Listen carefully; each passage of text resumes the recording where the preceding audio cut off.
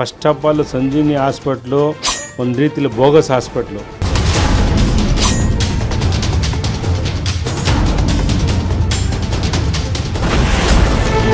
Speed ನ್ಯೂಸ್ನಲ್ಲಿ ಬೆಂಗಳೂರೇ ಬೆಚ್ಚಿ ಬೀಳೋ ಸುದ್ದಿ. ಮೇಜರ್ ಹಾಸ್ಪಿಟಲ್ ಆಂಬುಲೆನ್ಸೇ ಇಲ್ಲ ಅಲ್ಲಿ. ಆಮೇಲೆ ಮತ್ತೆ ಎಲ್ಲ ಡೂಪ್ಲಿಕೇಟ್ ಡಾಕ್ಟರ್ಗಳು.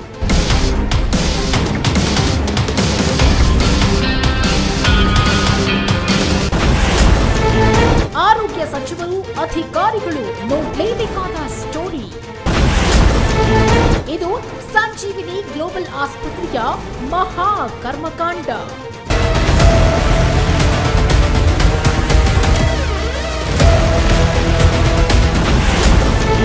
ಈ ಆಸ್ಪತ್ರೆಯಲ್ಲಿ ವೈದ್ಯರೇ ಇಲ್ಲ, ನರ್ಸ್ಗಳೇ ಡಾಕ್ಟರ್ಸ್.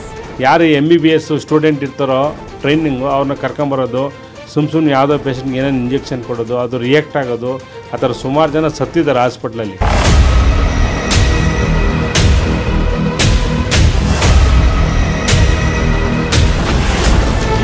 KPME ಲೈಸೆನ್ಸ್ ಇಲ್ಲ, ರೋಗಿಗಳಿಗೆ ಬೆಡ್ ವ್ಯವಸ್ಥೆಯೂ ಇಲ್ಲ.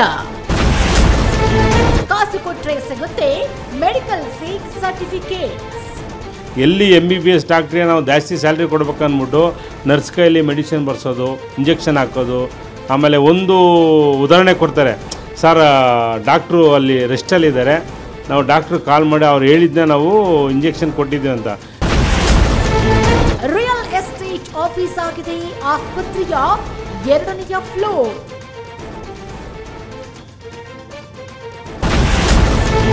ಜನರ ಜೀವ ತೆಗೆದಿರೋ ಆಸ್ಪತ್ರೆ ವಿರುದ್ಧ ಅಂಬೇಡ್ಕರ್ ಸೇನೆ ಸಮರ.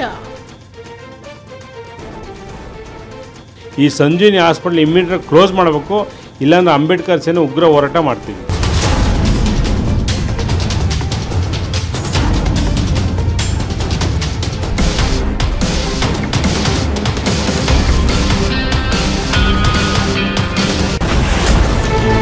ಆಸ್ಪತ್ರೆಯಲ್ಲ ಮೃತ್ಯುಕೂಪ, ನಿರೀಕ್ಷಿಸಿ.